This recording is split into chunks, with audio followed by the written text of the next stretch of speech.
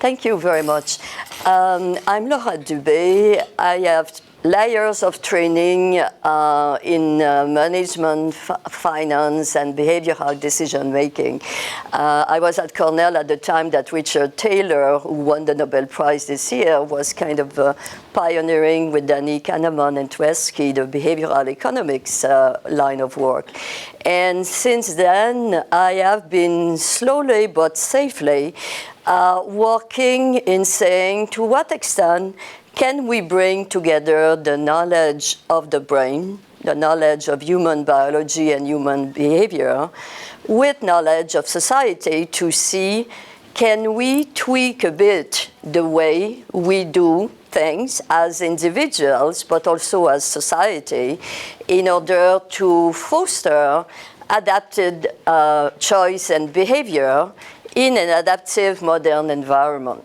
And decision neuroscience is essentially the science of understanding how the brain makes decisions and make decisions in context. And I will argue that the current neuroscience has not necessarily gotten serious about context. I was at Michael's presentation this morning. There's so much more about characterizing basic mechanism and heterogeneity in context as much as there is in gene biology and so on. So our group has been for more than 10 years now, more than 15 years, I would say, have been creating a very interdisciplinary group of people who work together, but each one remaining in their discipline. So that is why, if you look at the name and the material that I will be presenting, myself, Patricia Silveira, I will let her introduce herself when we get to her. She's from Michael's Mini's lab, and Sean Brown here, who is a computational person on the team who is part of the Healthy Brain Initiative. But in my presentation also, I draw from material that two very, very close collaborators from the beginning, Alain Daguerre, who is one of our top neuroscientists here in dopamine mechanism that, as you know, are relevant for Parkinson, but that also very relevant for understanding how the brain interacts with the environment in decision. And Leslie Fellow is working, she is a cognitive neuroscientist, working primarily while Alain works with neuroimaging. Leslie works with a cohort of brain damage patients, and she studied frontal lobe, having developed very interesting what she called component model of decision making. So my presentation is that I will position decision neuroscience in the roots of behavioral economics in the 1970s and 1980s and moving to neuroeconomics, but where the economics has gone and has not gone, and we will be moving to a lot of Leslie's material on decision neuroscience from the perspective of understanding one of the core judgments of decision neuroscience is valuation. How do we value option? How do we generate option? How do we? So I will present some of Leslie's work there. And then we will move to what I call this brain to society research paradigm. Two of the two assigned reading were one paper by Leslie Fellow about kind of a primer on decision making from a cognitive neuroscience perspective. And the other one was this paper from 2008 that I will be talking just now, where we started bringing this brain to society approach that I will be talking as pretentiously the potential next generation for getting decision neuroscience more fully interdisciplinary with those who shape the context within which decision is made. And that's essentially what this Brain to Society is about. So a brief overview of the behavioral economics work, which really started primarily, well, it started early in the 60s with Herb Simons, but those who have really put this concepts of bounded rationality and the fact that the pure rational decision-making that had guided so much of the discipline, whether it's economics or even medical decision-making, assuming that the human make decisions by computing information, assigning value, and so on, and looking at what is the maximum utility as a function of the outcome and the probability. And Danny Kahneman and Amos Tversky and Richard Taylor, one of my mentors, was kind of their economics how should I say, testing their idea. Danny Kahneman won the Nobel Prize of Economics in 2006, and Dick Taylor just got it this year.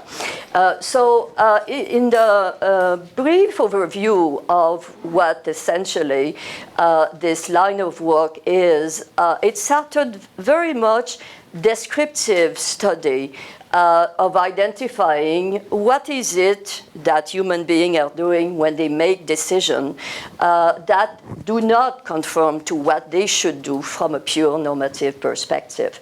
So we started first by identifying a series of cognitive bias, such as availability, representativeness, anchoring, saying that you will assess the probability, for instance, of seeing a given type of car or type of people as a function of how they are representative of the category that you are bringing together. Anchoring is that why do you think, for instance, that pricing are always kind of 90 cents, or anchoring is very much saying that we don't judge in the absolute, we judge by a reference point. And the closer, depending on where you put your anchor, the same objective outcome will be valued more or less. And that was the beginning that had led then to the development of the very well-known prospect theory that is essentially, that has followed in the second wave, which is a broader series of process like the planning fallacy conjunction, which is that confirmation bias. For instance, we look at new evidence as a function of the hypothesis that we have in mind. We don't want to, we are thinking overconfidence. We are thinking ourselves much, much brighter than the average, even though when you look at the average, everybody thinks that they are superior to the average. So they have identified a series of descriptive bias that they brought together in this prospect theory, which is to say 3 key points. We are not making decisions in the absolute. We are anchored into a reference point, and you can change this reference point, and you will be changing the value. 1 point. Second is that the attitude toward risk is not the same. We are risk-seeking when we are in the domain of losses, and we are risk-averse, in the domains of losses. Gaining $1 with a given probability will be more appealing than losing $1. So this notion of risk aversiveness in the domain of losses and risk-seeking in the domain of gain, that is really what has been a theoretical framework around which all of those bias has been organized and guiding a lot of the development of understanding, not just in finance, you get behavioral medicine and so on, really starting to see, instead of just looking at what how people should make decisions. Let's have a diagnostic of the type of bias, and let's try to reduce those biases. So that was the second wave. And then the third wave, and in fact, one book that you may know is from Kahneman a few years back, Thinking Fast and Slow. So this whole notion of saying that all those more intuitive decision-making and all those bias, they are happening quick, fast, and they are kind of implicit decision-making vis-a-vis the more deliberate, rational, and so on. So there has been extensive work trying to understand, okay, what is happening in system 1, system 2, how can you increase the likelihood that you operate in one or the other. So I will stop here maybe to see, is this literature line of work familiar to any of you? Yeah, okay. You want to add or comment on the relevance in your, on the some aspects of it that is relevant in your domain? I think so. No, nothing comes immediately to mind. Yes. Okay. So just to clarify, most of the heuristics are not motivated, right? It's largely to manage cognitive load. No, it's not necessarily. Tversky would say, not Tversky, Kahneman would say that some of it may be tied to cognitive load, but some of it is also intuitively, like you know, for instance, that in the framing, one of the famous framing example is whether it's an epidemiological disease. If I ask you your decision, you are an epidemiologist, of choosing an option where X percentage of saving life vis-a-vis saving X number of life vis-a-vis another option that will save life but protect more people. And if I frame this as instead of saving life, talking about the number of people that save life, I have the number of people that will die if we do the same action. And people, even knowing those biases, will do it. So it's not just a matter of cognitive load. System 1, system 2, 1 is much more, there is a core component about attention and so on and so forth, but it's not just that. It's really the point that they were making, and they still correctly so, is that our brain cannot compute all the information out there and compute expected utility the way the optimal model are doing. And that's essentially, so there is a part that is the implicit intuitive decision making. This book, System 1, Thinking Fast and Slow, if you haven't read it, came out about 6 or 7 years ago and is still a bestseller. That's really as far as the behavioral decision making has gone. But in my view, they haven't gone far enough because understanding what are those underlying mechanisms, understanding the diversity of context that will impact. So that's really what we, yeah?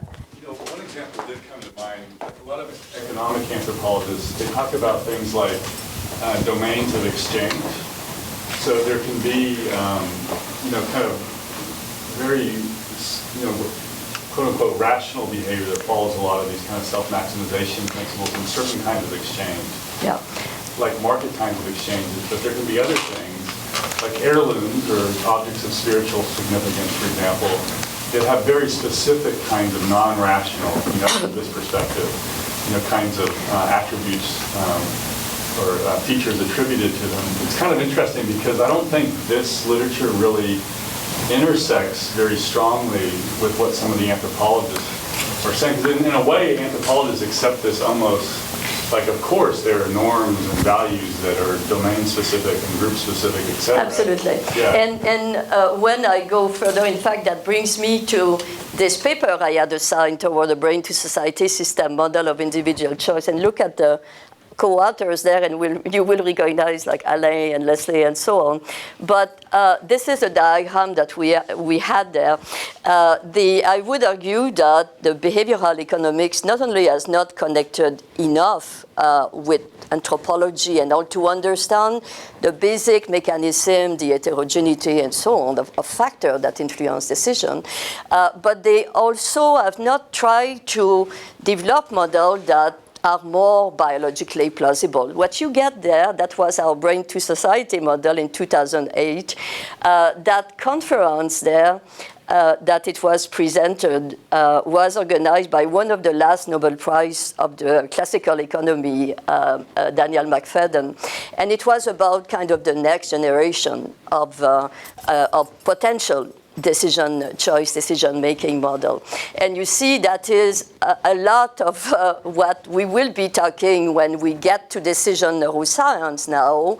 It is to say, this is prospect theory. Oh, I think I'm told that I should be showing you. This is prospect theory here, that famous curve. And this is this false interpretation to say we had the rational man, the Homo economicus, and then you get the Homo sapiens. But they did not tap the whole of Homo sapiens. They just look at the kind of identify those bias without really understanding up there the context within which Homo sapiens are evolving. That was our society system, but also the biological system that guides. So that gives you a sense that behavioral economics, though, has evolved very nicely into neuroeconomics. And there is a lot of cross-fertilization, neuroeconomics and an important stream in decision neuroscience, where essentially it is starting to characterize how the brain does a value judgment. We knew a lot of memory, we knew a lot of attention, we knew a lot of many things about the brain, but how preferences or choice between options, generation of options are done, was not that much studied. And here, this is kind of one of the simple models that we talk about, and it is, in fact, very much linked to DOPA mechanism, is that we create expectation, in some contexts, you create expectation. In some other contexts, it's simply cue-induced decision-making. So there is an assessment of what is the reward expected for various options. And then from this, decision is made, and there is some learning. And here, the area that have been studied and identified are very much the ventromedial prefrontal cortex, the ventral striatum, the nucleus accumbens, and so on, with the hippocampus, by the way, not very far. So that's interesting to see the inverse relationship.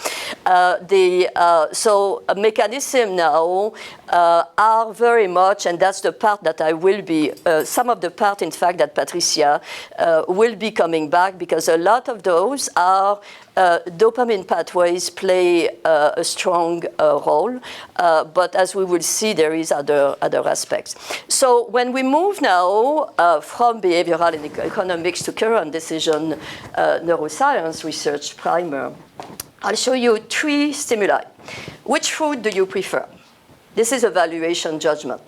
Think of what's happening in your mind. Which print do you want? Which candidate gets your vote? And Leslie has a very interesting study that I don't have time to tell between Trump and Clinton.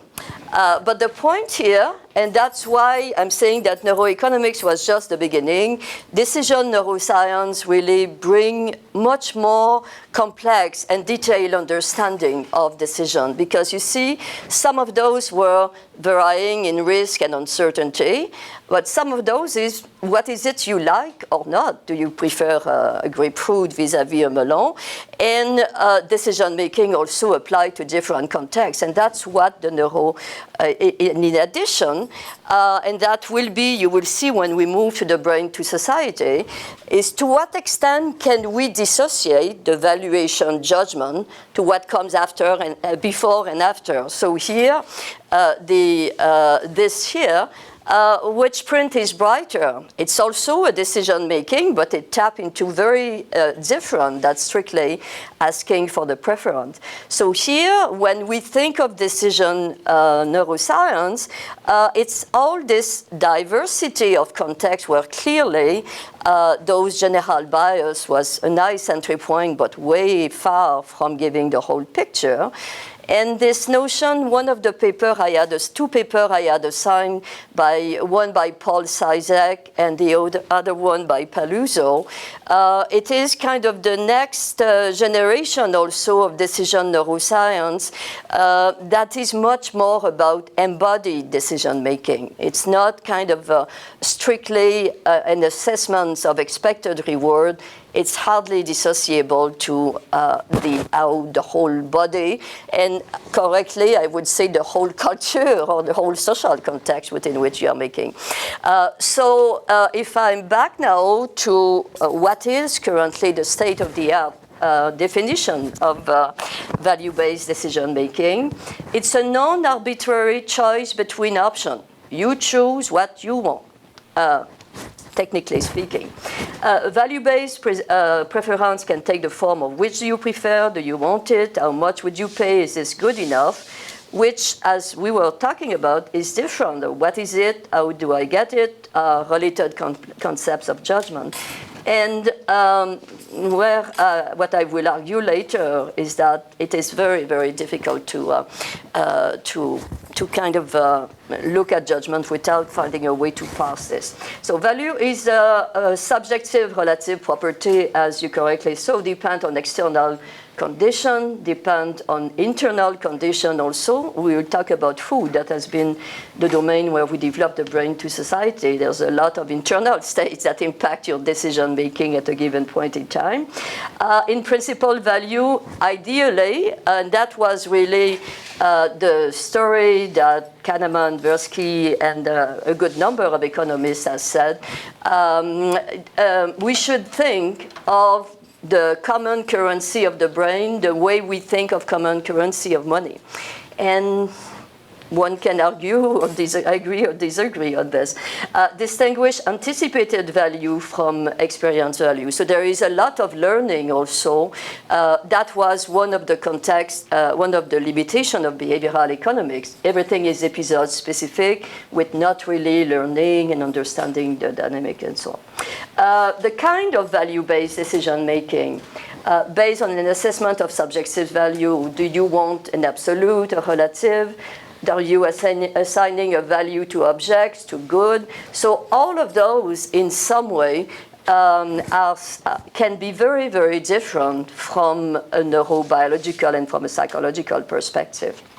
So why bother study decision making from a neuroscience perspective?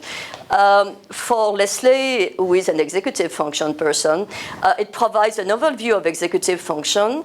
The findings have direct relevance to neurological and neurosurgical patients, and I will present some of her studies that are very related to decision-making room that she has with her patient. Potential insights into the brain basis of psychiatric condition, impulsivity, and so on. And if you look at the risk factor that Veronique was presenting earlier, there's a lot of overlap of what we are talking here. And many major health relevant social problems relate to maladaptive decision making. So where to begin? And that's why I was coming, I borrowed Leslie. She has a very interesting component approach to say, okay, if we look at all of this at the same time, where do we start? Basically, she proposed to see, not just her, that's really where decision neuroscience has been moving beyond neuroeconomics a bit, seeing the decision as 4 components. First, the generation of option. the evaluation, that we're talking, the choice, and the actual outcome of the choice and the learning from it. So you see that each of those phases, if we look at defining the menu, setting the time horizon, brainstorming, value attention, environmental-driven action, value-based, why is it doing this? Value-based choice, preference, delayed discounting, risk-taking, framing, and value-based learning linked to good and linked to action. So this is so for each of those now, there is a good body of evidence on what are the neurobiological substrate of each of those, and I will be presenting some of those studies. And you see the positioning that she does about behavioral economics and decision psychology, having kind of stopped at having the option and you make the choice. You don't know necessarily what happened after. Whereas the neuroscience of learning, if you look at conditioning and so on, you make a decision, you learn, you come back, and so on. So this framework combines very interestingly, I think, those two perspectives. And where is value encoded? It is very much, as I said, if you look at those functions here, the ventromedial frontal cortex as being, was also in the slides of the neuroeconomics as being really where you get all of those reward processing manifestation with the dorsomedial and dorsolateral cortex being more involved into when there is conflicts, when there is kind of conflicts or decisions that are a bit more complex. And my plan is not to zoom on this. That's not my competency. But I think that the complement to this is very important for a social and cultural neuroscience training. So the study that I will be talking about are study that she has done with the cohort of brain damage subjects that they have that are very well identified lesions in various parts of the frontal lobe. And here the question is that if we try to understand one of the irrationalities, what we call intransivity of preference, in the sense that if I prefer A over B and B over C, I should prefer A over C. That's one of the basic rule of rationality. And here is preference of the transitivity affected by ventromedial frontal damage. So here, what you do have is the various type of frontal brain lesion that she has as part of the portfolio. And the task here for this transitivity was asking, which do you prefer? So you had binary choice there, and your binary choice were presented in different conditions with the idea of testing this transitivity or lack thereof. And what you do see here is that compared to the healthy control, those with lesion in the ventromedial frontal lobe were having a problem in this transitivity and value comparison. Another study that she did, does ventromedial damage impair value rating? Here, it was not a comparative. It was presenting the same print we have seen earlier.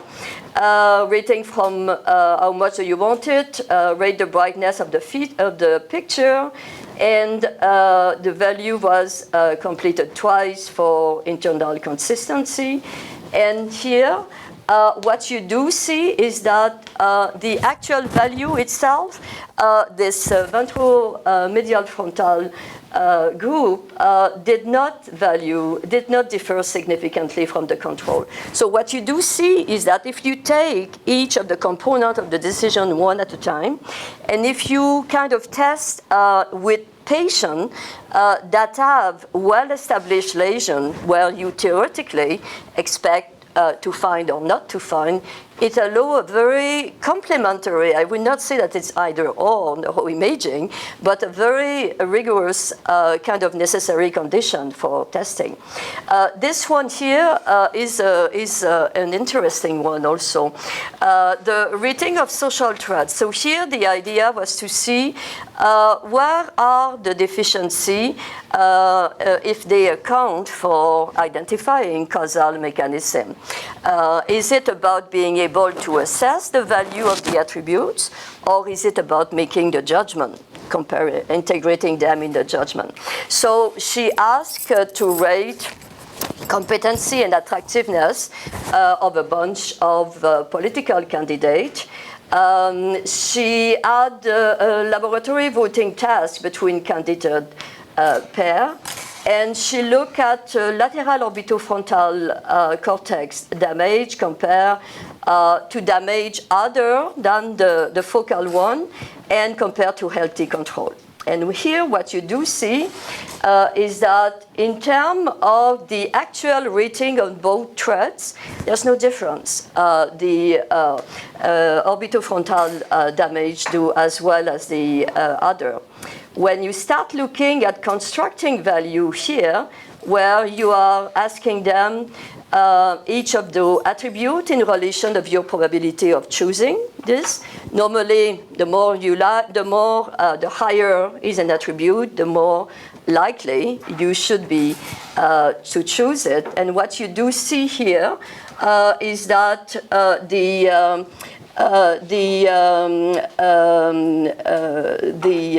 where is the control here?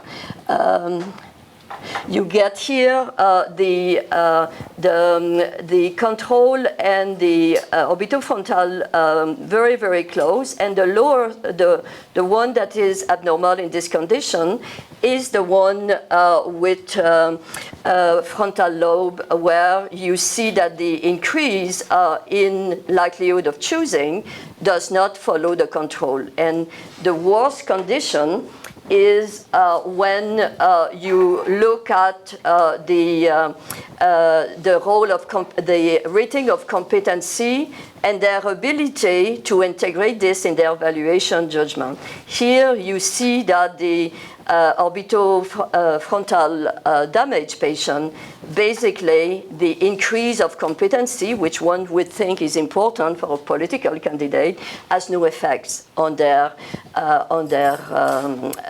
likelihood of choosing. So methods like this allow you to start this dividing, if I may say, the various processes and testing them one at a time, and that's what she called decision component process. So that gives you a sense of the method. I was not intending to give you a complete content review of the decision neuroscience literature, but that gives you a sense of, from a research perspective, how you look at it. And similar tasks are developed to be applied also for neuroimaging. So that's why this combination of neuroimaging and patient population is quite effective. One other last study on this before I moved to the brain to society. Here, one of the important component process in learning is your ability, what is called reinforcement, reversal learning task. If you have a task with a probability of learning, and then your reward contingency is changing, you should be able to shift. And that is one of the components that was looking at in this study. And she compared prefrontal damage to match healthy subjects. And what you do see here, that the impairment of the ventromedial frontal damage is there both in the initial performance as well as on those trials where there is a reversal. So that is the quick summary I would like to make on this before moving to, let's say, 10-15 minutes from this brain to society before shifting to Patricia and Sean. Classic economic perspective assume a complete view of decision information that is beyond our usual capacity and often unnecessary or outright maladaptive. Heuristic and bias, they have started at the time to get us on the path of not assuming rationality. They do provide a certain insight, but they have not, we are getting now to see whether any type of decision we need to look at not only the neurobiology that understanding the, well, currently, decision neuroscience is at the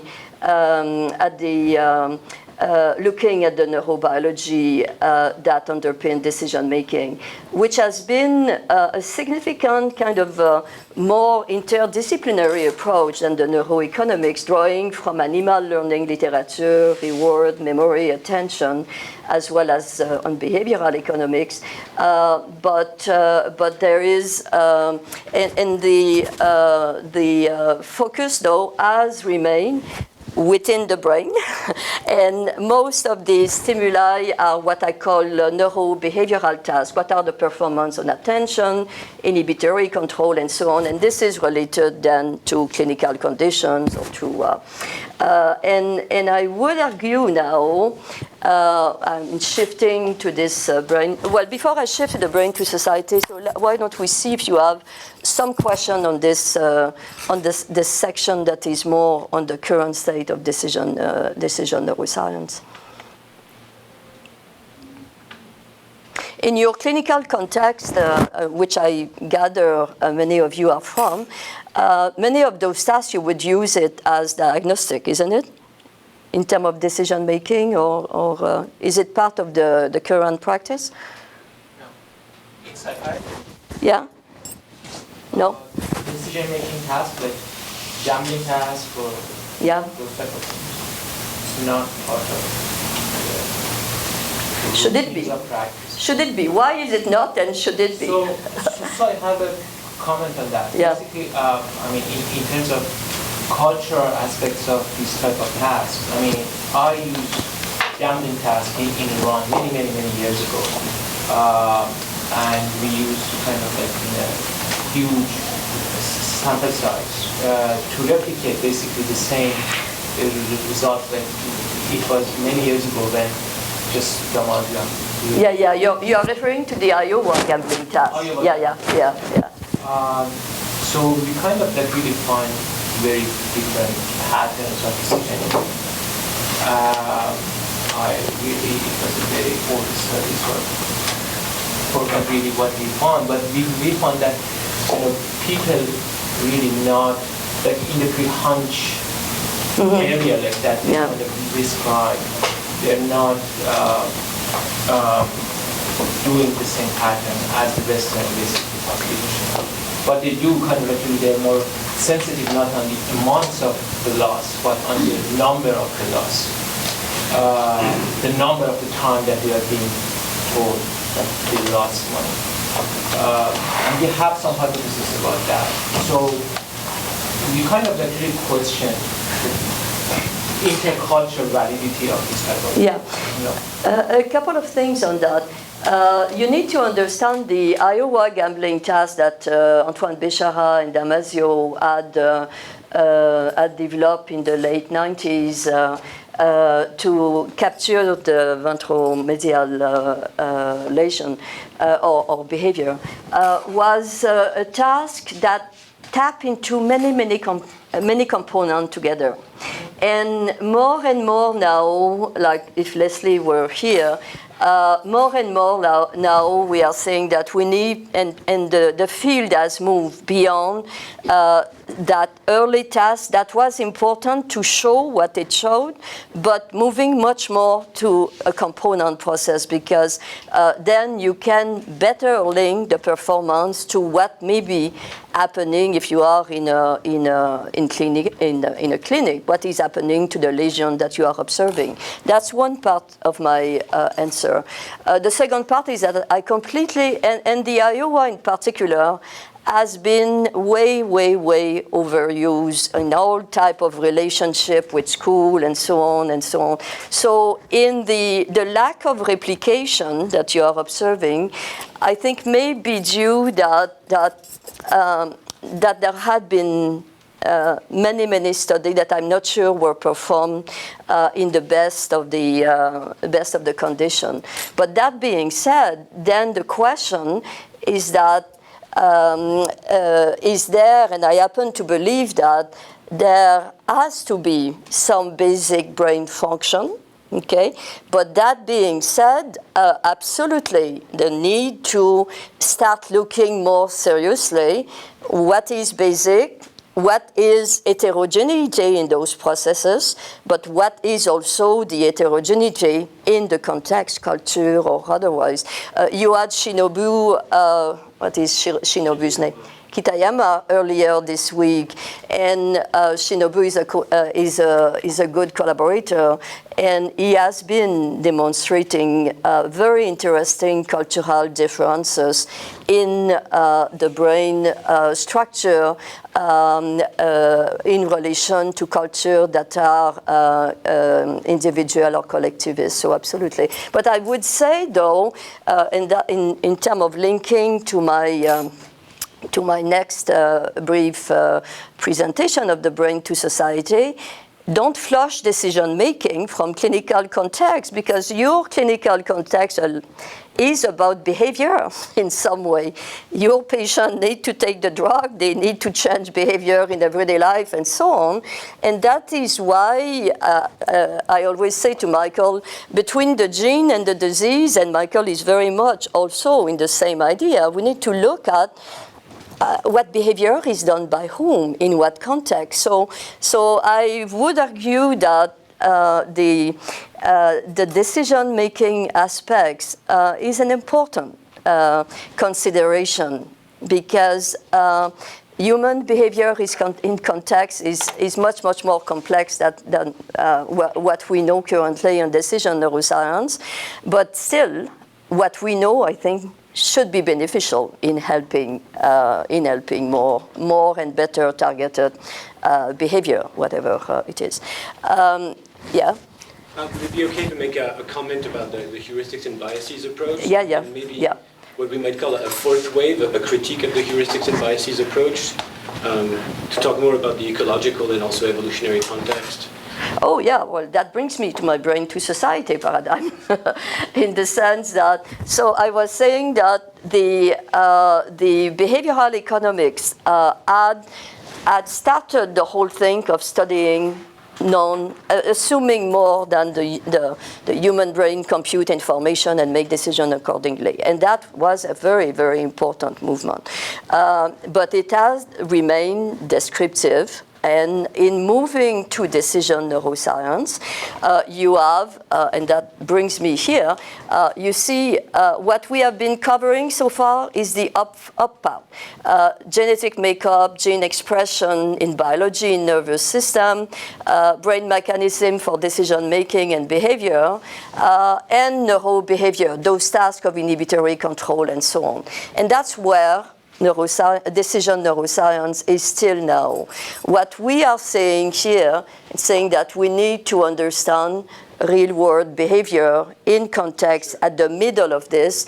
Then you put in the same knowledge basis saying understanding how, I forget, I disobey.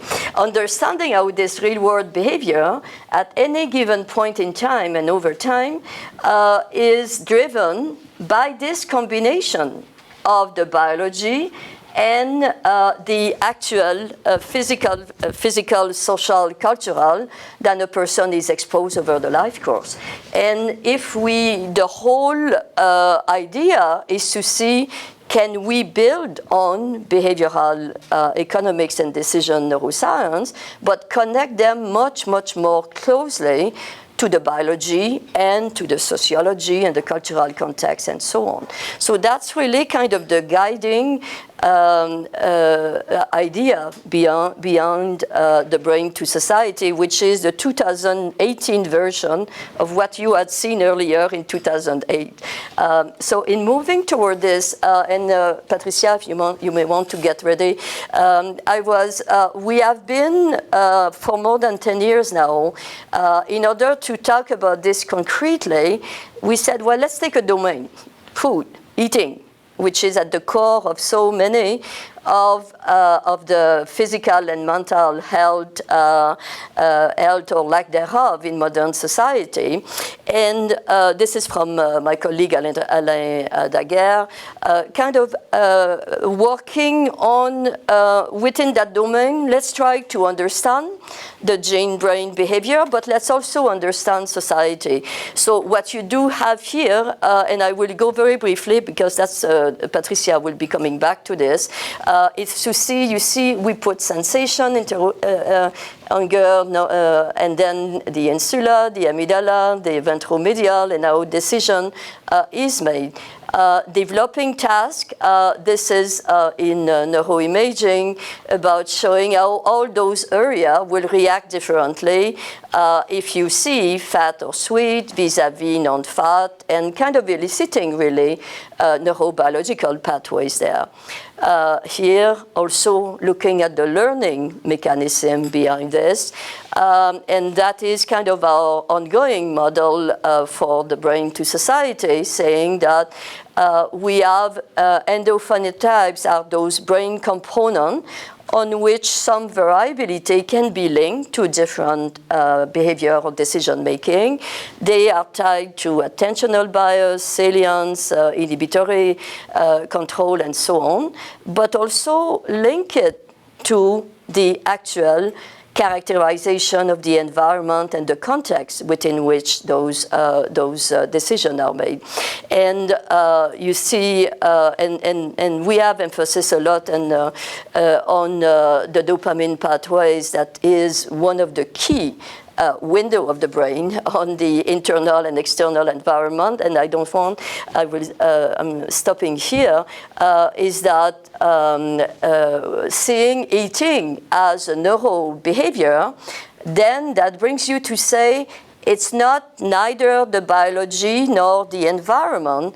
It is to see how can we develop an integrative interdisciplinary agenda that would allow us to study those mechanisms and this diversity. So typically, we have all the more laboratory tasks and so on and so forth, but there is an interface where those tasks, those neurobehavior, can be connected with real-world behavior, and we characterize, like individuals can be geo-reference and we have been working with Montreal, and Sean will be talking, but then we can start looking really at this interplay between various decision-making made in different contexts and accounting for heterogeneity in both the biology and in the context. And that's essentially this I shared with you.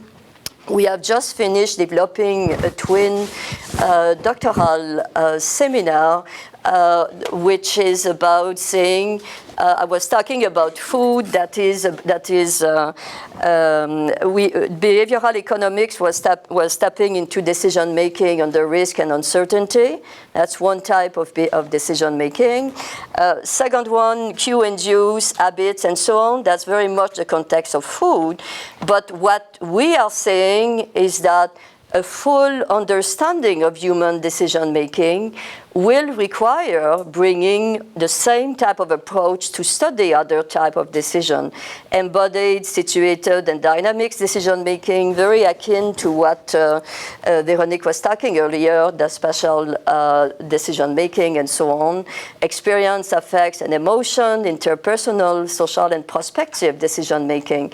Currently, the focus has been on those first two in the current decision neuroscience, but it's really we are not the only one here at McGill. It's really a movement that is emerging to kind of see, can we bring now to the study of this both the behavior and neurobehavior, but link this to find a way to inform what does it mean knowing this in psychiatry, or what does it mean knowing this if you are in management, and then what is the science that we need if we are to support this. That would be a different one or a complementary one to look at the brain system one at a time, and then bringing this together.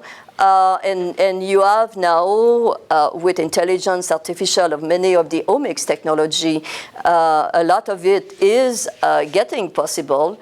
And then you see, if we are to tweak our modern environment, can this be integrated in doing practice or doing other things differently? And Sean will talk about our brain to society pipeline to learning that is kind of creating an ecosystem where those various frames, knowledge, and data could be able to interface in the context of a specific condition and so on. So I will stop here, letting Patricia continue on the food and gene side, the dopamine mechanism. Is there a quick question, comment, or we can come back at the end also? Does it make some sense? That's where culture, anthropology, and so on, because currently the biology is still on another planet than the culture, and we need to find a way to bring this around concrete problem and solution, and that's essentially what we are doing. Okay. Thank you. Okay, so good afternoon. My name is Patricia Silveira, and I'm an assistant professor at the Department of Psychiatry here at McGill. And my academic training is in medicine, in pediatrics, and also I have a PhD in neuroscience. So you're going to hear a bit of each one of these species, like pediatrics and neuroscience, a bit of psychiatry. So as a pediatrician, when you are at the office and then a family brings a child for you, let's say 4-month-old baby, and they bring the baby and say, baby's not well. And then you look, the baby's there, looks fine, what's wrong? Don't know, not well. And then you say, okay, so what's happening? Whiny, don't know. So that's the daily type of information that we get from families, right? The baby doesn't tell the parents what's wrong, the parents sometimes don't know, and you deal with that as a clinician. So pediatricians ache for objective information. So that's why you're gonna see, like if you know a pediatrician, you see that they hang around with calculators, and they weigh the baby, they measure the baby, they put in curves, growth curves for head, for height, for weight, and everything. Just because we need the objective information to be able to evaluate the baby and health and everything. So because of the training that I mentioned to you, the challenge of my research line is to use neuroscience and development on neuroscience to try to better understand childhood behavior and identify vulnerability, risk for disease, acutely and in the long term. And feeding is one of the main signs that we have. Like if the child is not well, they stop eating, right? So this is one of the main behaviors that we have that can tell you something about the health of the child. And also growth. the baby stops growing, there's something wrong, right? If the child is growing well in the growth curve, and that's why we're so obsessed with that little paper, usually there's nothing terribly wrong, and at least you can, scratch several things from your list of acute problems. So this figure is from a paper that we have talking about factors that influence eating and feeding behavior in children. So we're going to come back to this figure over and over during this talk. So we'll dissect out the various factors. So I'm not going to go into the detail right now, but just so that we're all in the same step, I'm going to bring 3 images, very simplistic 3 images to explain feeding behavior, like neurobiology of feeding behavior. Very simplistic. Again, it's a complex behavior, but let's say it's simple like that. So we're hungry, right? So we have the barbecue. All of us, if we're hungry, we're going to eat a lot. And we look at that and say, oh my goodness, I really want this, right? And eating when we're hungry is basically based on the hypothalamus. So the hypothalamus is the center to make us eat when we're hungry, to put calories in to make us survive. So it's homeostatic. It's to keep our body working. Okay, so we had the barbecue, we are satiated, we're very happy. I cannot eat anything else, I'm really done. But you always find room for dessert, right? Oh yeah, I can have a little dessert. And the reason, we're not hungry anymore, and the reason why we always find room for dessert is just because it's good, it's pleasurable, it's nice, it's good. And then the main region involved in this type of behavior where we eat while we don't need anymore is the mesocortical limbic pathway. So it's a hedonic intake, is linked to pleasure and to good sensation. It's mainly opioids and dopamine are involved in this type of behavior. But then the third image is this. So animals, but humans especially have this power to choose. And that's what Laurette was talking about, like we can decide. So I didn't go to the gym, maybe I shouldn't have dessert today. Even if I want it, I can hold it back and no, thank you, not gonna have dessert. So the decision about having or not, putting a lot of other information into the context, and then you elicit or not the behavior. And this is mainly the executive function, decision-making processes, impulse control, attention, memory as well. So there's like the 3 simple components where we could define eating behavior. I always like to bring the sex difference effect, because we see over and over in our studies that sometimes we look at a certain research questions and we see effects in girls and not boys. Other times in another context we see the effect in boys and not girls. And sometimes people wonder, oh, it's not consistent, why is that? But it's kind of obvious, like children, boys and girls grow differently. And if you're looking at behaviors like eating, they're gonna have different patterns as they grow, right? So the different growth trajectories from fetal life, they grow different from the utero life.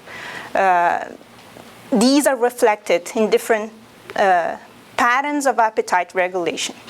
And you can have like easy examples for that. The eating disorders epidemiology, for instance, like that affects more women than men, you see that, the difference clearly. They also have other differences in terms, not only in growth in general, but the difference in the timing of the adiposity rebound, the time during infants where the body fat switches or shifts from one type to the other, and differences in fat storage as well. If you take adult women and adult men, they have a very different percentage of body fat. And this is due to different hormonal differences. And if you think about it, body fat is our energy storage, directly influence appetite and eating, right? So we're going to have sex differences for that too. And also, of course, we have evolutionary pressures to maximize reproductive potential with the most efficient use of resources, and that's going to be different for women that have to carry the baby for 9 months and different for men. So you're always going to see these sex differences for these reasons. Okay, so we come back to our figure there, and I'm going to start with the genetic background. So we know from many studies, and nowadays there's an explosion of genome-wide association studies, and you see nice GWAS, larger and larger GWAS studies showing that some parts of the genome are associated with conditions like eating disorders or phenotypes like BMI. There is a genetic component to these behaviors and these phenotypes. Although the criticism about the GWAS is that it doesn't explain a lot of the variation. Then the second component that we spent some time in my lab studying is fetal programming. So events that happen during pregnancy while the baby is being developed in utero can leave a mark or can program, as we call, many different tissues and systems and organs. For instance, if there is any alteration in fetal growth, that will impact the growth of organs like the pancreas or the kidney. And this is associated with the increased risk for disease later in life, like hypertension, type 2 diabetes. So this is well established, although it's kind of new, it's well established nowadays that events that impact fetal growth, and it doesn't need to be a huge impact.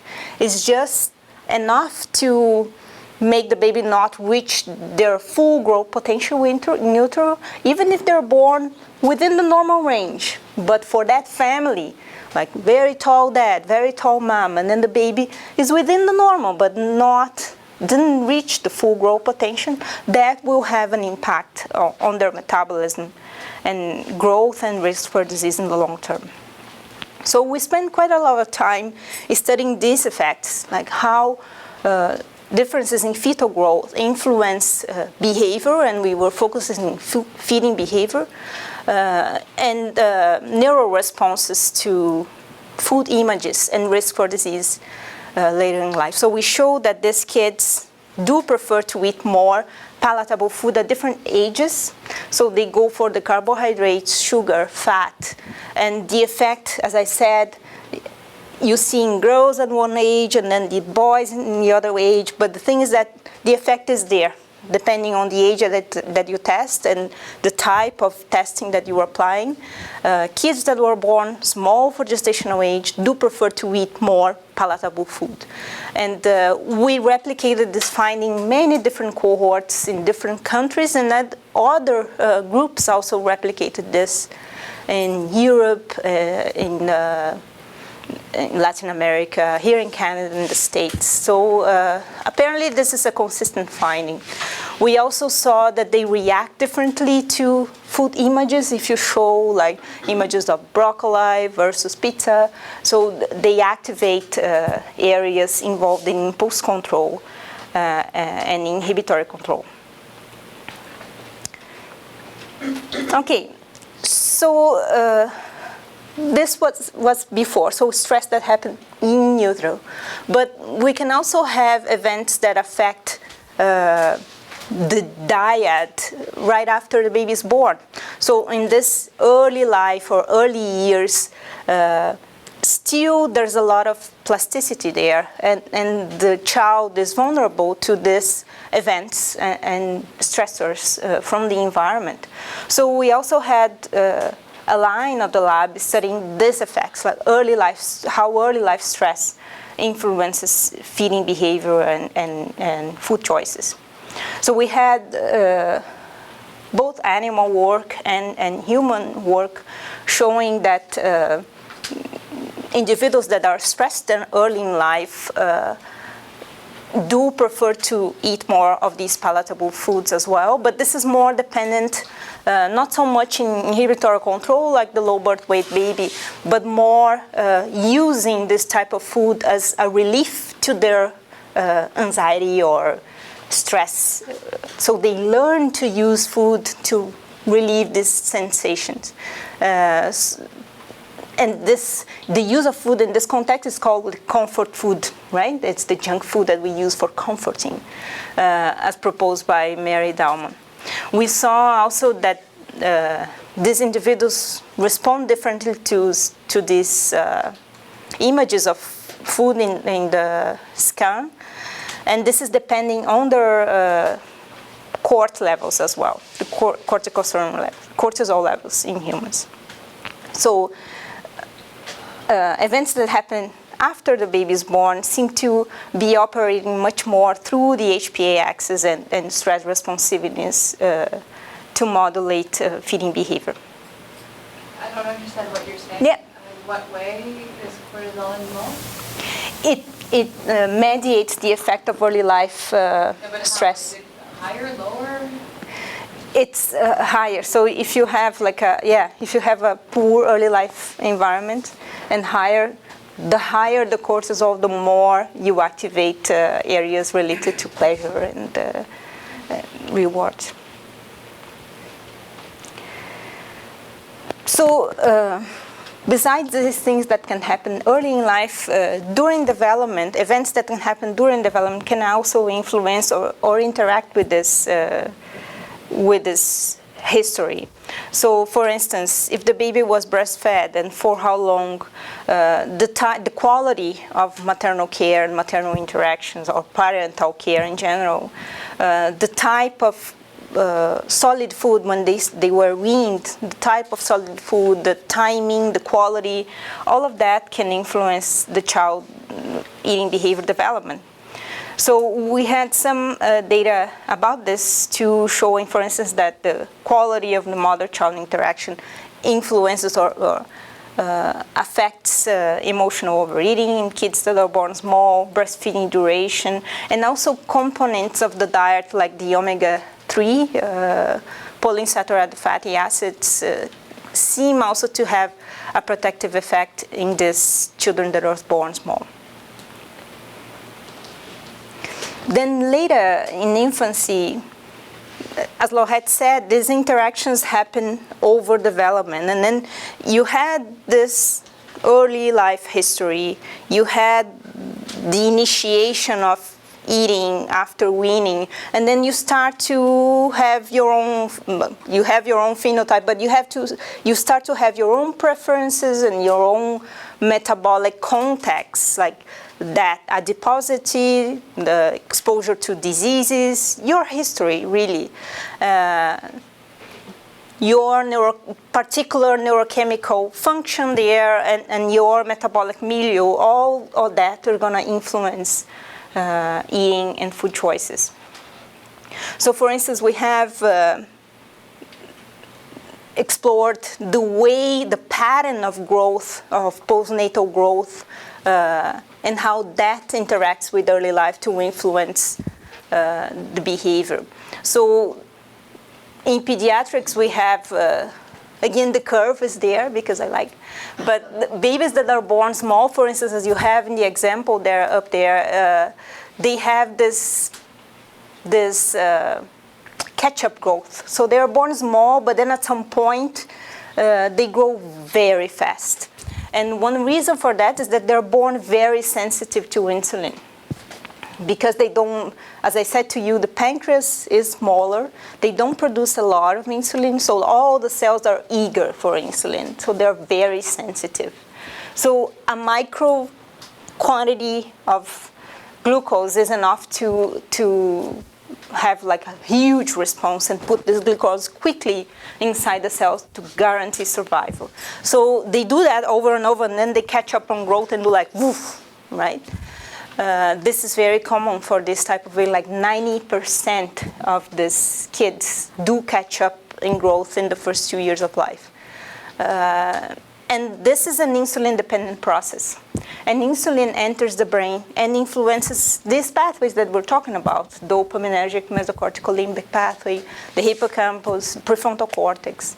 So by measuring the degree of catch-up growth, you indirectly can understand the function of insulin in these kids. So we've been doing that, like using catch-up growth as a proxy of the functioning of this, the metabolism.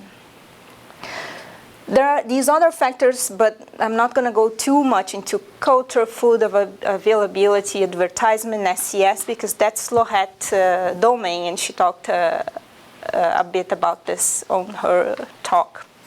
But of course, all of that influence eating and food choices. And then you start to do like interesting things, looking at interactions between the history or the genetic background and the environment that is out there, or the genetic background and this metabolic milieu that you have in the child. And we've done some of that too. So this is the classic diabetes stress model of disease, right? Where you have a certain genetic background or a certain genetic profile that when facing a poor environment or a poor quality environment is going to give you an increased risk for disease, right? Very simplistically talking. So if you have like gene X, you're exposed to altered fetal growth or poor maternal care or stress early in life, then you have disease, right? That's diabetes stress. But mainly Jay Belsky and others propose that actually the same genes that seem to put you at risk for disease in a poor environment seem to be protective if the child is raised in a good environment. So that's what he called the differential susceptibility, because the same genetic profile that gives you risk also gives you protection depending on the environment. And this idea is very interesting for two reasons. First, you move away from the deterministic thing, like you have the gene, you have poor environment, it's done, right? You move away from that and you open up the possibility for intervention or for prevention or for let's improve the environment then. So some people will respond with better outcomes, right? So you move from deterministic thing and then you have the possibility of reversion. So we've been exploring this phenomenon too, and the concept is here, the genetic differential susceptibility. Individuals vary both in relation to how much they are negatively affected by environmental adverse effects and how much they are positively influenced by the provision of resources and support. So one example is this study that we published 2 years ago. So we had here we had this DRD4 7+, which is a polymorphism in this D4 gene, and kids that have this 7+ BNTR polymorphism. In general, this 7+ is associated with increased impulsivity, craving for food, gambling, smoking. So it seems to be associated with the profile of impulsivity, novelty seeking, and bungee jumping. There's a study showing that they do more of that. And so we had this evaluation in our Maven cohort, and here I'm showing kids that are raised in a low socioeconomic status environment. And then we see that, and here is just girls that have this polymorphism do prefer to eat more fat at 4 years of age if they're raised in the low SCS environment. But then if they're raised in the high SCS environment, actually they eat less fat than those that are non-carriers, showing like this differential susceptibility effect.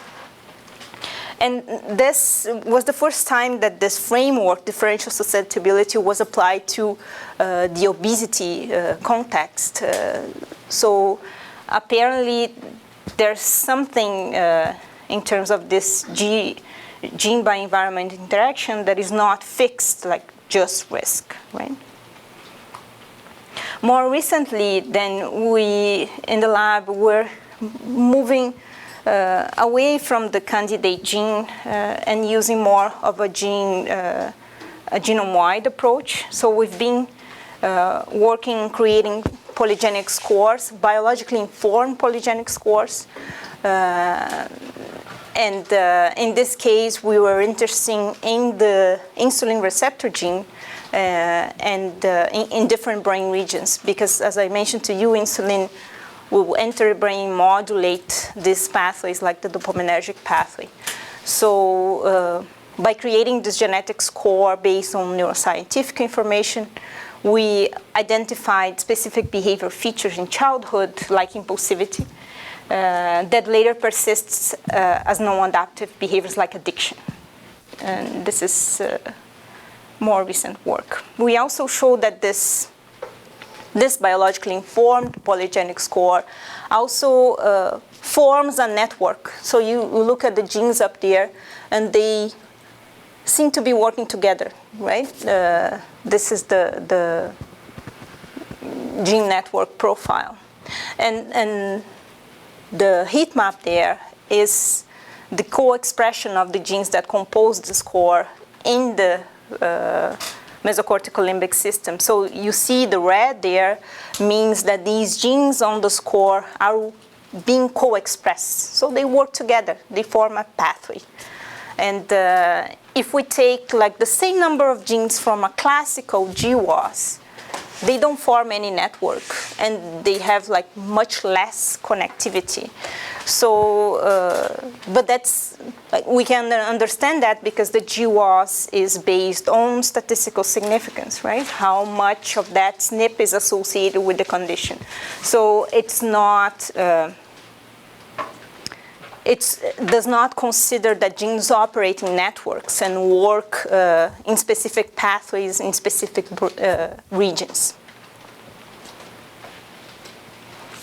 And then our genetic score seems to be able to capture this differential susceptibility effects as well. So we have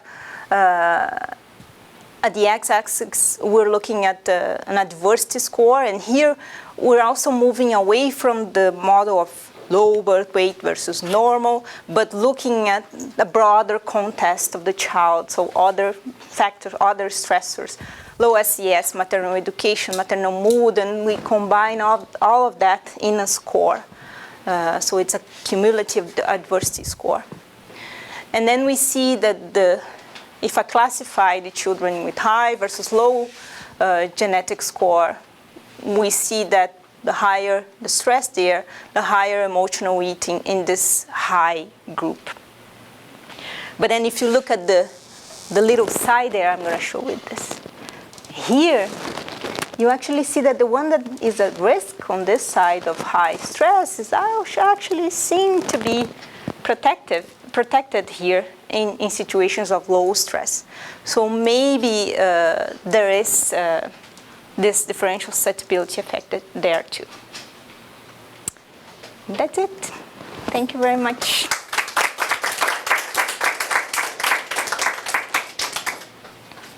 Questions?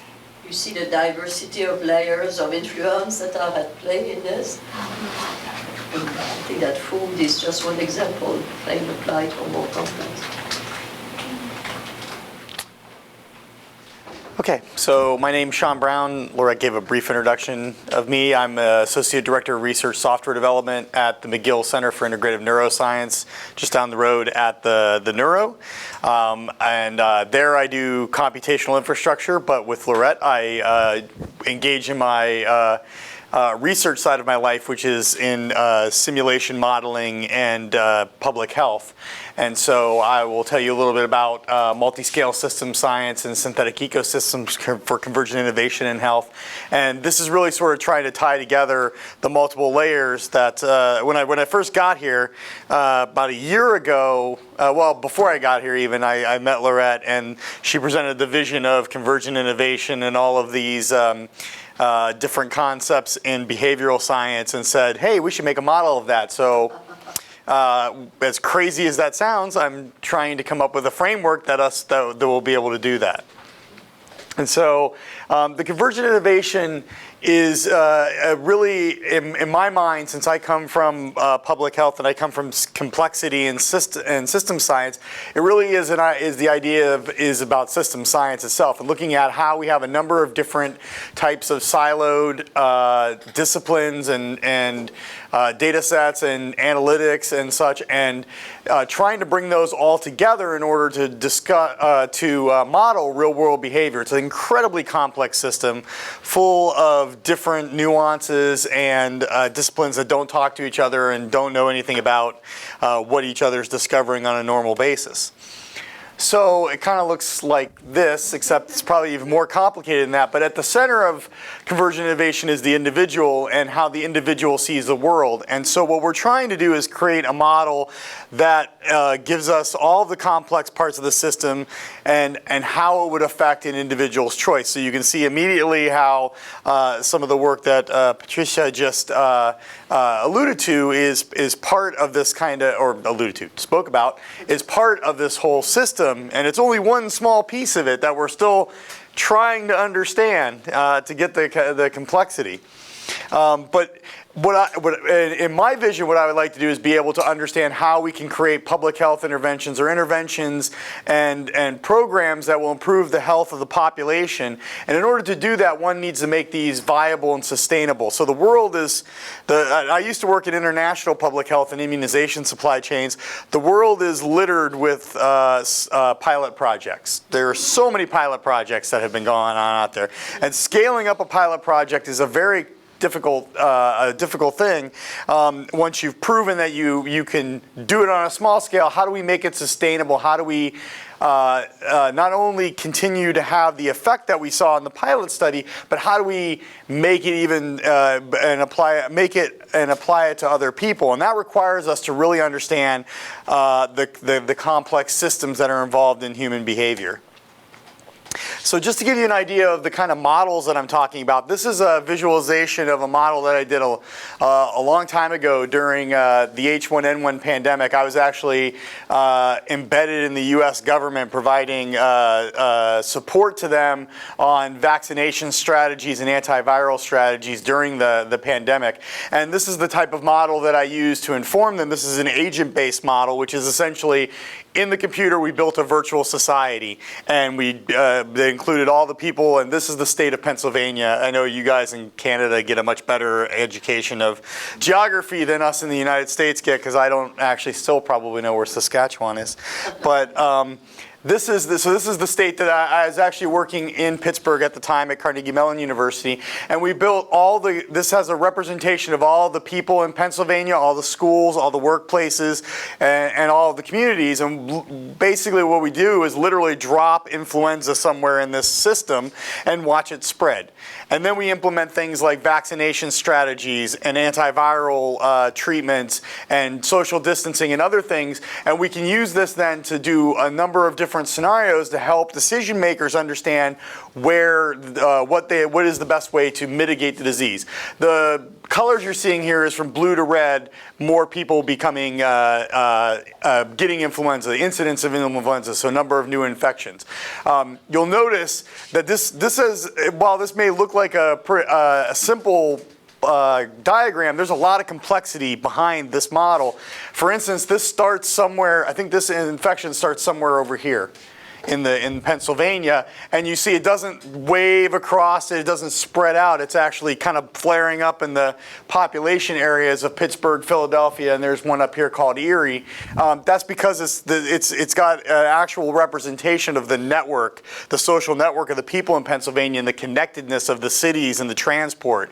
So there's a lot of complexity that goes into this model, and this has been used, this type of model has been used by numerous governments now to look at various and sundry disease spreads. Another example, and I'm guessing this is on Windows now. I just converted this so it would work on Mac, and then now we put it back on Windows. So this, what you would see here if this was moving is that these columns would be going up and down, and you'd be seeing more lines going through or appearing. But what we're looking at here is a diagram of the country of Niger, and another type of model that I've worked on and developed over my time in public health is called Hermes. It's a supply chain model. So this is a completely different type of model called a discrete event simulation model. Basically what it means, we build a big schedule and stuff happens. Like delivery happens, I need a vaccine, somebody orders something. That all goes onto a big schedule, and then we simulate the flow of product through a supply chain. Actually, right here is the central store of the country. This is where UNICEF delivers all the vaccines into Niger, and then it goes out to these big square ones, which are departments, then these round ones here, which are districts, and then down these little ones down here, which you would be seeing going up and down, are actually where people are getting vaccinated. What we can use this kind of model for is we actually worked in several countries: Benin, Niger, Thailand, India, Mozambique, Senegal, and a number of other countries, but looking at how can we improve the performance of their supply chains. And for instance, you can see in this diagram, there's places here where there's like no columns. That's because the vaccines aren't actually getting there. They're not actually being delivered to those locations. And that is translating to children not getting needed vaccines in those countries. And so we've used this kind of model around the world to try to improve basically the health of the populations by getting vaccines to the needed populations.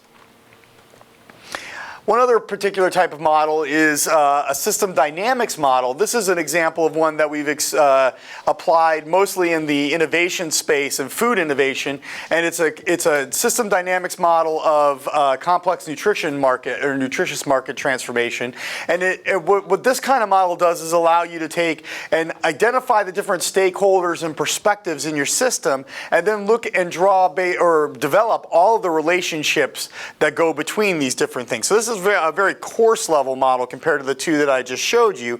When we talk about, say, the government is really like a box that influence and state flows through in this kind of diagram. And you can translate this kind of thing into a bunch of equations and actually do simulation on it and do dynamics. And things that you can look at with this kind of model, for instance, is here's one of the results from the study that this model is created for, looking at how would a private sector innovation affect different classes of people in the market. So this would be looking at health conscious people versus underserved populations. This is a really nice technique if you have a very complex system that you're not trying to go down to the actual every single person in the system, but you want to know what's the relationship between parts of the system. So like this is very much used a lot in things like studying governments or studying like healthcare systems at the level of insurance and administration and how do those influence each other. But it gives you the ability to be able to develop relationships and understand the dynamics underlying those relationships. So, I've only given you a sort of a taste of computational modeling because we're well over time, but there are all sorts of different other computational models, equation-based models, differential flow models. Basically, the bounds are endless. But But really what they boil down to is providing an in silico representation of a system. And these kind of things can be virtual laboratories for us to be able to explore public health interventions, improving people's health, all sorts of, also like longevity and how the effects of different diseases on the population over time. And what we really want to do is be able to provide these kind of things for people from an end-to-end standpoint. So the computational simulation modeling can provide an iterative shared understanding of a complex system. So one of the things that I had to do a lot of when working with decision makers is, well, one, convince them that what I was doing was worthwhile so they would pay for it, but also to understand what the value of it is. Because in public health, so modeling, computational modeling has been used in industry all the time. They're very rarely do they, I mean, they probably overplan decisions. They hire management consulting firms and they'll go for, months like going through different diagrams and modeling out what they're supposed to do, which is great. But for some reason, public health is only recently getting into this game, probably in the last decade. And what we try to explain to them is that it's not just the model that we're creating in the computer. You already have a model in your head when you're trying to make a decision. Everyone does, and I think Laurette has 4 or 5 slides on why that's actually a theory of human decision making. This kind of modeling allows us to put it all out on the table. You're creating these computational models, and you always get questions like, "Can you validate it? Is it useful? It's so simplified. How is that real?" I mean, we're already doing that in our heads. This makes us allows us to put this all out on the table and make a shared model and discuss assumptions, look at results, try to validate it with the real world, and that's a very powerful means for being able to understand a complex system. It allows us to combine different and disparate data streams and sources, as well as different concepts and disciplines and analytics. So it's a place where we can actually combine our understanding, not just one type of, even that influenza model, the number of different things that came from all sorts. I mean, we're dealing with demographics, geography, infectious disease spread, sociology, social networks. That's a very simple agent-based model, and already we're talking about 5-10 disciplines worth of data and efforts going just into that in order to get a way of a decision maker saying, I want to know if vaccines are good or not. So it's a really powerful technology for us to be able to do that. So one of the things that agent-based model is based on, and also a technology that we want to enhance here, is called a synthetic ecosystem. And a synthetic ecosystem is essentially a virtual representation of a geographic area where we have all the people, they're all demographically resolved, they're all geographically resolved. They're not real, that's why we call it synthetic. We take data from places like the census, where they're doing micro surveys of detailed demographics of the population, and we do statistical fitting to bring it out to the full-blown population. And we can also enhance these data sets with things like schools and workplaces, different built environment, including the food environment, healthcare services, hospitals, long-term care facilities, whatever you have data on, and also potentially cohort longitudinal studies that have like different health characteristics can all be projected onto this population and can be used to expand data into a full-blown geographic and demographically resolved representation. This can be used for agent-based modeling, but it can also be used for a number of other things, like just a statistical analysis. Visualization of this kind of stuff can allow urban planners to be able to say, okay, I got to put a hospital somewhere. Where should I put that? You can do all sorts of different types of analysis on these synthetic ecosystems. And what we'd like to do is place this in a multi-scale computational model, which allows us to look at all of the layers of, say, of a human decision-making process. So you wouldn't think it, but going to the store and picking what kind of yogurt do I want is an incredibly complex thing if you look at the entire life cycle of how that yogurt got to the point where you're looking at it in the store and saying, do I want that or not? That's only one one part of the whole system that goes into, and then so if I'm wanting to make an innovation that is making healthier yogurt that has some sort of fatty acid that can be beneficial to, say, mothers with young children, how do I make that, exploring how do I get that to market, how do I make that sustainable, and how do I get people to want it, and what is the effect of that on the population? What is not only, I don't want to necessarily know my bottom line, I want to know did I improve the health of the population? These are all really complex questions that require us to look at a whole lot of different levels of this system. And so a multi-scale model is an appropriate approach, because what it allows us to do is take those different types of modeling that I showed you at appropriate levels and combine them together into one sort of big simulation model, so that we can look at not only from the point at which Jimmy goes to Loblaws and wants to get strawberry yogurt. We can track all the way back where the decision was made to make that yogurt, and why was that decision made, and what can I do to improve these kind of health interventions. It's also true for health interventions. So these may not be the exact same layers that go into that, but there is a lot of layers that go into I want to vaccinate children. I want to have a support system for single mothers. All those sort of things. These are the kind of things we want to build simulation models for, and understand all the parts of the system, so that we can really truly target and understand how to improve these interventions and innovations to improve the health of the population. So it also goes down, it doesn't go all the way up, it also goes down into the biology of the individual. And I think Patricia spoke very well about the different mechanisms that are involved in eating. And we're wanting to create models of that we can then embed in these little agents, and so they can go around and decide what they want to eat and be dictated by their biology and their neurobehavior and their genetics.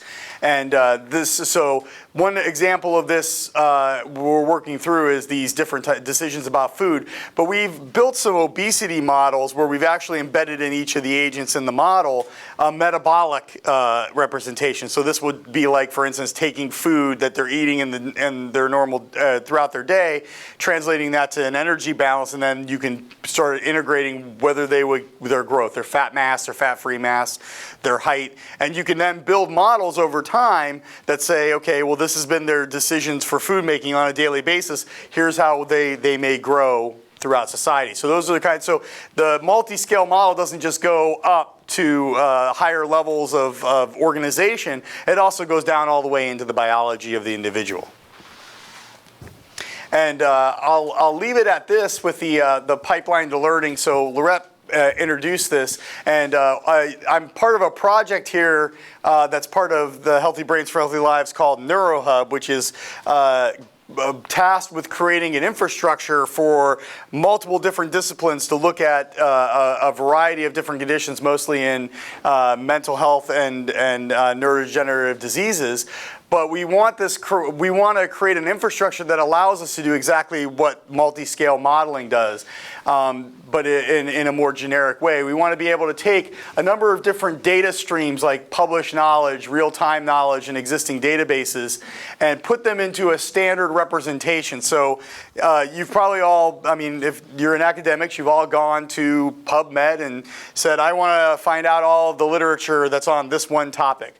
Well, that's not an easy process for anyone. And then basically you got a folder, or I guess a Kindle or whatever now, with a bunch of papers that you have to read, and you read those papers, and then hopefully you remember all of that information so that you can do your research, and then you write another publication that has citations of those research, and then on and on and on. And then finding that information eventually is going to be really difficult, because it's permeated in a sea of things that we can't actually use machines to read.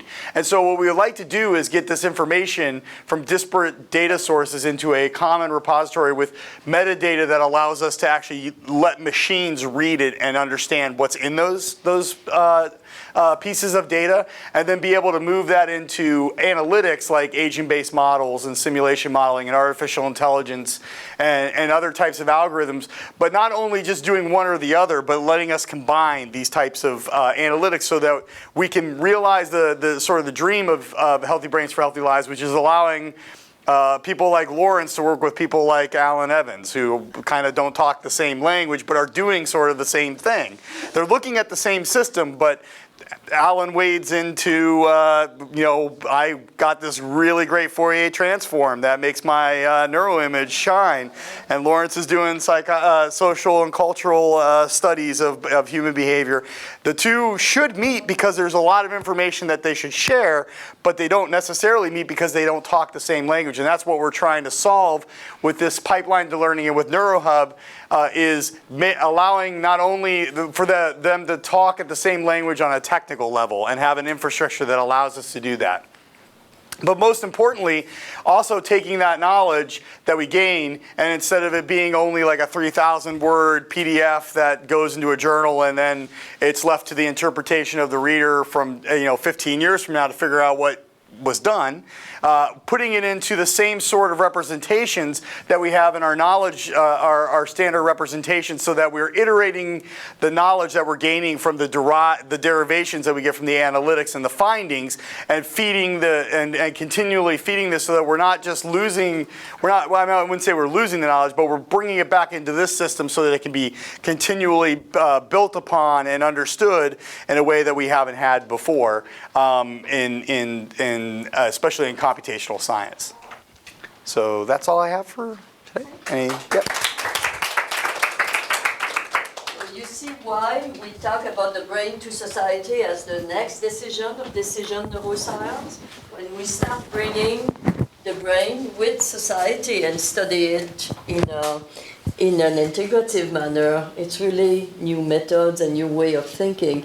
And that's why sorry. No, that's okay. I'm just putting it right there so Okay. That is why 10 years of work on food brought us at that level. But if you think of it, all the various domain of decision we have been talking about, whether it is in mental health or others, there are the same type of challenge of linking the theory and the knowledge and the model of those various levels. Question, comments? No? Yeah. I found it fascinating, like all the training. I've also found your work fascinating, so we'll be connecting. Were amazing. So one thing that I've been struggling with is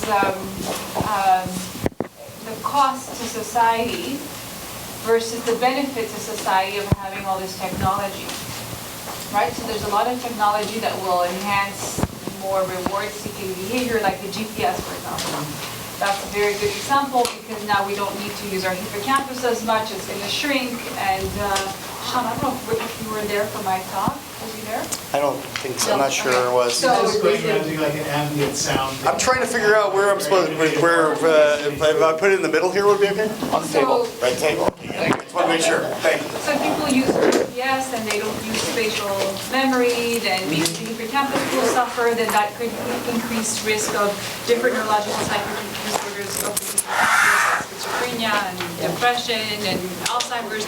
And when I spoke to a neurologist about that with, using evidence of the video game study that I have, the neurologist said, or actually she's a psychiatrist, she's in Germany, she was saying, well, governments don't care because the cost of the few people who are going to get schizophrenia doesn't outweigh the benefits of the economy from having all this gaming going on in society. And so I was having a discussion actually with Jeff about this yesterday, where we're saying, well, there's some other factors that are now undervalued when we are looking at things in this framework, like what are our values? And we may not have schizophrenia, but if we're operating in a more autopilot way, we may be missing a lot of things in our lives, have poor locus of control, etc. So how, so your model actually would help us get insight. I thought that there's like 50 papers behind just those two slides of the model. Of course, it's but there's we've done a couple studies. One that I first authored where we looked at school closure, for instance, as in an influenza pandemic. And we actually did a cost-benefit analysis with the model.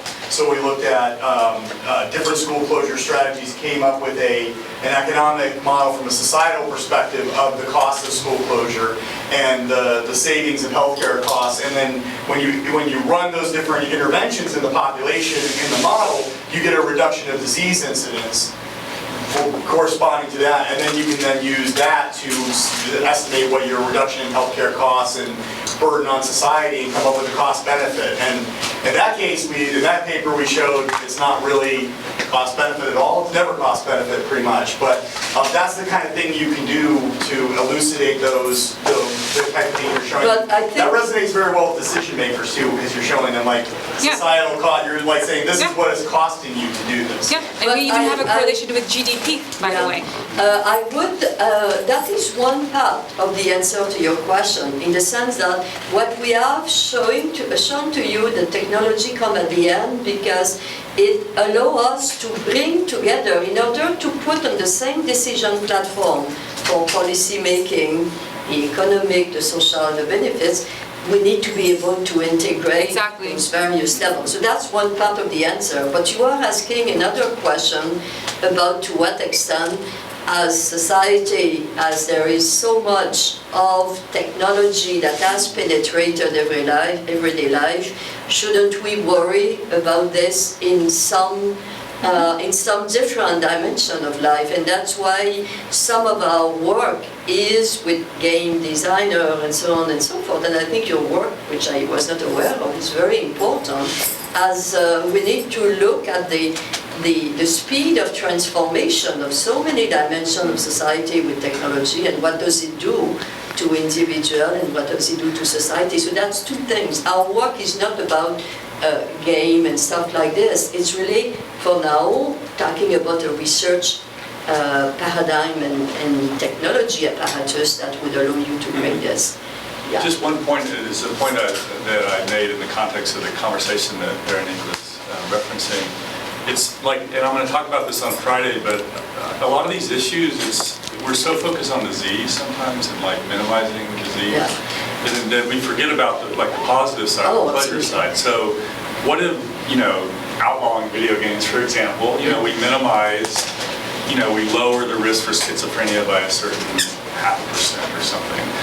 And, obviously, great, but, what about all the loss of some of the positive things and pleasures that might come with that? So I think sometimes we're talking about, and in the video gaming, I started thinking of addiction in a kind of different way.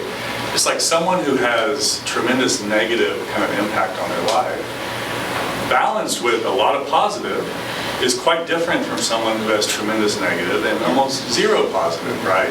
So there's kind of an interesting, there are kind of larger, I think, issues that are... Oh, absolutely, and that is why our brain to society as model of decision making is making slowly but safely its way to be mainstream, toward mainstream, because until you understand the full portfolio of options, and also you understand the diversity of and being able to study those beyond what we know. Well, I started bristling a lot at the whole screen time debate. I mean, from an anthropological point of view, the notion that screens are bad or good for you is just like, wow. Because you think of all the different ways, we use screens, right? So I think a contextual approach, and I could give you many, many examples of different kinds of ways that screens are very good for us and screens could be, harmful for us.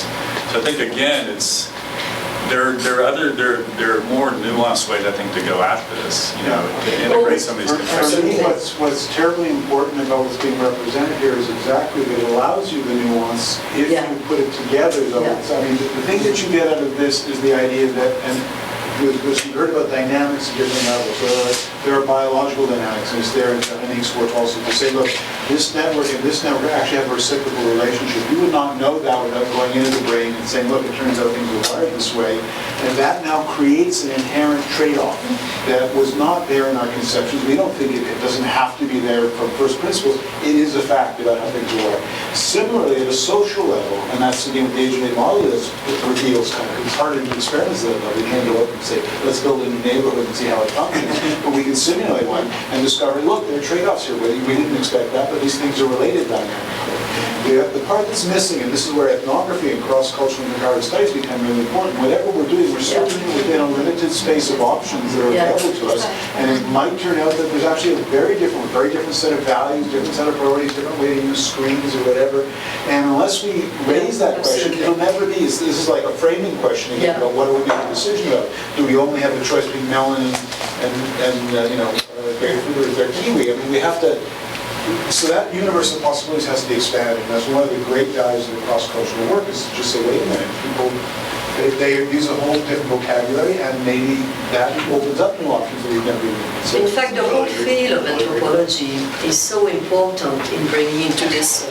Samuel is not here, but the whole notion of linking, in one of the two doctoral seminars, we had a session about the biological aspects of accordance in vision, linking with cultural accordance. So that's really, I would strongly suggest, I think you gave them the link to the two doctoral seminar reading lists that it was in my bio, I don't know if it's there. There are two papers by Leslie Fellows.